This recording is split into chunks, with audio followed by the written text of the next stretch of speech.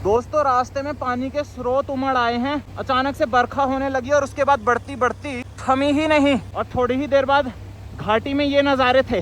Just after few seconds जो जल वहाँ ऊपर से आ रहा है वो यहाँ नीचे से निकल रहा है। जैसे कि आप मेरे पीछे देख सकते हैं, ये वही जल है जो ऊपर से आ रहा है। संसार के किसी कोने में जहाँ हर कोई नहीं पहुँच सकता, वो भी जब हाथ में G900 हो।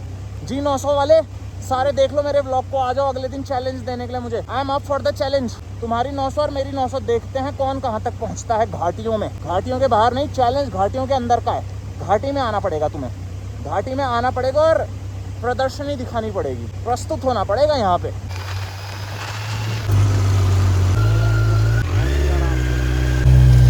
मजाक चल रहा है क्या? नहीं भाई, वास्तविकता है। उठ जाओ, सुबह के 7:30 बजे हैं। जीवन में तो 420 हो रहा है ब्रो।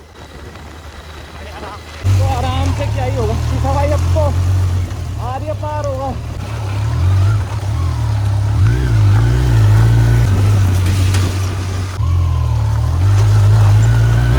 बैलेंस बना बना के भाई।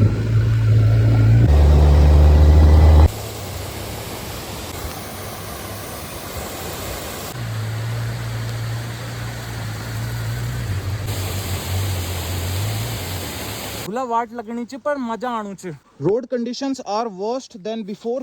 स्थिति देख लो यार आप, ये तो कुछ नहीं है सामान्य। अभी जिस रास्ते से हम होकर आए ना, वो आपको दिखा नहीं पाए क्योंकि दिखाने की क्षमता ही नहीं थी। रास्ता इतना भयंकर था कि यहाँ नहीं तो वहाँ पड़ जाते, अगर ज़्यादा दिखाने के चक्कर में पड़ते आपको वीडियो तो। समझ रहे हो, हम पड़ जाते रोड पे। इतना ज्यादा मिट्टी और मटमैला रास्ता हो रखा था। But the good thing is कि भाई जहाँ ये रास्ता पहुंचा रहा है ना, वहाँ पुण्य कर्म करके पहुंचा जाता है। पूरा जीवन खपा देते हैं लोग, आचरण व्यवहार सब कुछ अच्छा रखते हैं जीवन में। जब आप बहुत अच्छे कर्म करेंगे तब जाके आप स्वर्ग पहुंचते हैं। बट इधर ना आप डायरेक्ट ऑलरेडी धरती में रहते हुए भी आप स्वर्ग के नज़ारे देख सकते हैं। वो यहाँ है भाई, इस वैली में हो, यहीं जीवंत हो आप, अभी जीवित हो। स्वर्ग और नर्क के फेड़ से परे इस माया लोक में आप यहाँ रहकर भी स्वर्ग जैसा जीवन स्पेंड कर सकते हो। आप वो एक्सपीरियंस गेन कर सकते हो, ले सकते हो, अगर आप आते हैं इन वैलीज में। मतलब आप देखो, एक तरह से भाई सेब के लिए हम लोग शहरों में ना तरसते हैं, स्वाद के लिए सेब के असली गिदगिदे सेब आते हैं हमारे यहाँ जब पहुँचते हैं। और ऊपर पहाड़ों में जो सेब देख रहे हैं आप, क्रिस्पीनेस और जूसीनेस लेवल आप सोच भी नहीं सकते कितना फ्रेश और कितना ज़्यादा स्वादिष्ट ये होंगे। पेटी के पेटी खाएं। मेरा अभी इतना लालच आ नहीं रहा है पेड़ों को देख के। मैंने बहुत खाए दोस्तों सेब। हिमाचल में रहा हूँ, उत्तराखंड में 2-3 साल जब यात्रा करी तो दबा के सेब ही खाए।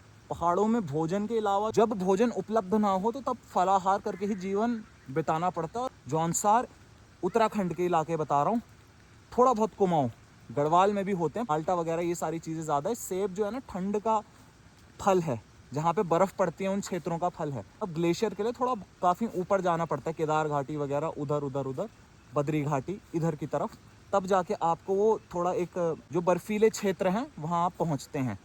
बट यहाँ क्या है, चकरौता जौनसार रीजन में यहाँ यही खास बात है मसूरी वाली रेंज में, कि यहाँ ना आप देखेंगे सीधा एलिवेशन गेन होता है। मसूरी में आप देहरादून से 30 किलोमीटर मसूरी कवर करके बर्फ़ देख सकते हैं। तो इतना पास आपको कहीं पे एक्सेसिबल पहाड़ मिल रहा है प्लेन एरियाज से, नीचे के प्रदेशों से।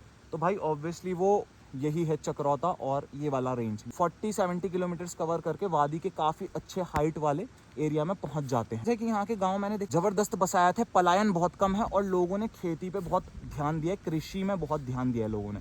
केवल फल नहीं, सब्जियों से लेके अपना जो अनाज होता है उस सब में भी लोगों ने अपना हाथ आजमाया है और अच्छी फसलें पैदा कर रहे हैं। खेत के खेत देख लो यार आप, खेत के खेत भरे हुए हैं फसलों से, लहराती हुई फसलों से। यहाँ पलायन रेशियो जो है ना वो हमारे गढ़वाल के मुकाबले बहुत कम है। उम्मीद करता हूँ आने वाले भविष्य में गढ़वाल में भी लोग घर वापसी करेंगे, जिन गाँव से लोगों ने पलायन कर चुका है।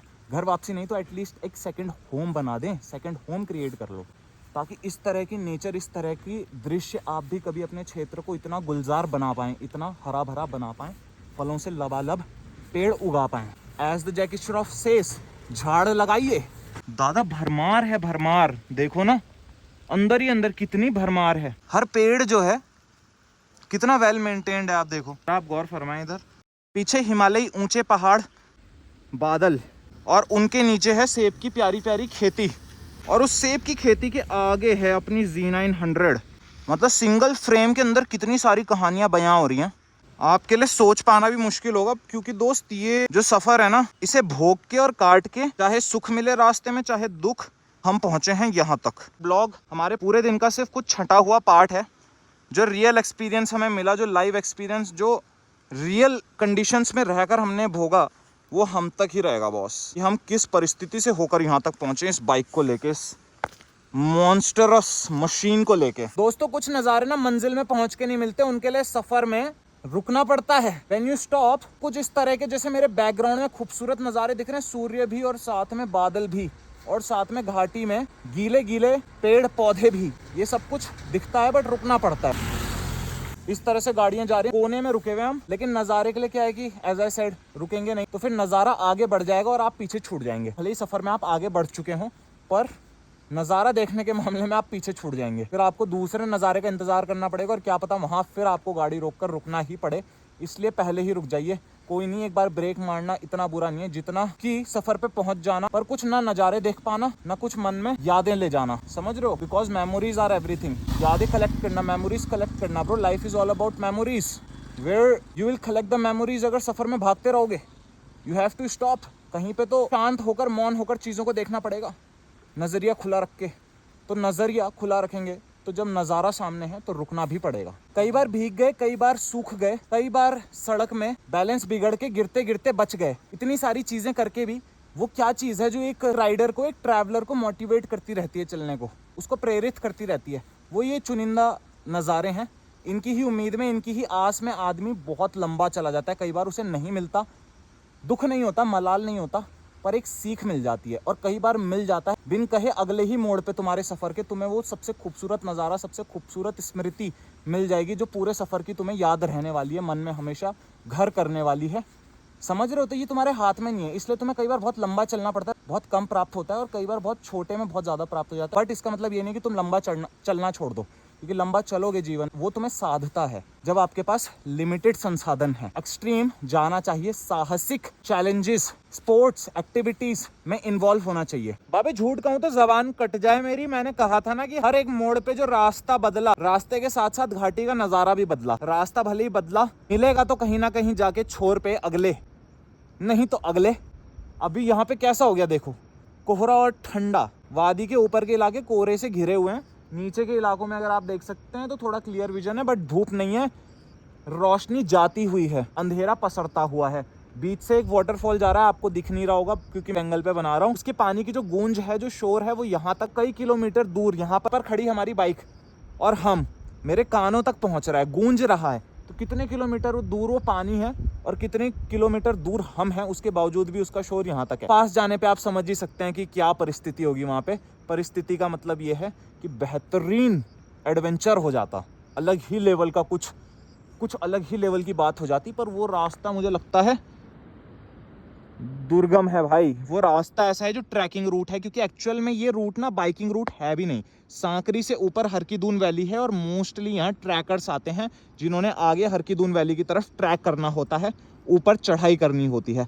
ये खुड़की हमारे अंदर थी इसलिए हम आ गए, क्योंकि वैली को देखना था हर हाल में, विदाउट प्रोज एंड कॉन्स, कि भाई बाइक है, गाड़ी है, ट्रैक करना है। मोटो व्लॉगिंग सेटअप लेके आए हैं और आज ट्रैकिंग रूट पे रहे हैं, तो भाई विपरीत दुनिया की नज़र में होगा। पर मुझे लगता है कि जो लोकल्स यहाँ गाड़ी चलाते हैं वो भी मोस्टली बाइक्स ही यूज़ करते हैं अपना सफ़र के लिए आसपास के। मुझे लगा कि मुझे घाटी को देखना है, ज़रूरी नहीं है कि मैं हरकीदून के टॉप चोटी पे जाके सबमिट करूं तभी जाकर मैं पीस लवर कहला जाऊंगा। पीस तो दिल में है और वादियों से प्रेरणा प्राप्त करते हैं। That's how the thing goes in my life भाई, कि जहाँ पे टॉक्सिसिटी मुझे घेरने लग जाती है शहरों की, काम हो गया ना हेक्टिक, ये सब कुछ वर्चुअली आप तक पहुंचाना पड़ रहा है, बहुत ज़्यादा वर्चुअल जीवन हो गया है, समझ रहे हो? वास्तविक जीवन से थोड़ी दूरी होती जा रही है, असली चीज़ों से थोड़ा नकलीपन की ओर हम शिफ्ट होते जा रहे हैं, क्योंकि कंटेंट आपको बना के देना है, आपने उसको एक वर्चुअल फॉर्मेट में कंज्यूम करना है। अब मैं यहाँ पर आके बहुत अच्छे प्रवचन दूं, लेकिन मेरा कैमरा ऑन नहीं है, तो वो आप तक पहुँचने का जरिया ही ये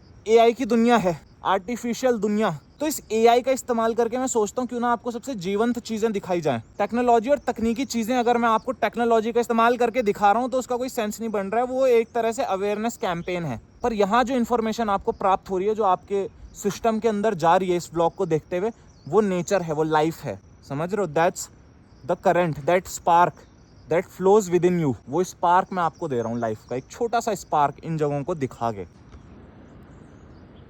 समझ रहे हैं? मतलब क्या ही पहाड़ हैं, कहाँ कहाँ से कहाँ कहाँ से घूम घूम के कहाँ कहाँ के नज़ारे हैं, कहाँ से घूमता है कहाँ ले जाता है पहाड़, पता ही नहीं होता जब तक रास्ता ना भटक जाए। तुम्हारे साथ भी हुआ होगा, घूमते घूमते चल दिए होगे पिनक में, देखेंगे कहाँ पहुँचेंगे, आधे रास्ते में पता चला जी रास्ता ही गलत पकड़ लिया था, मोड़ तो नीचे था।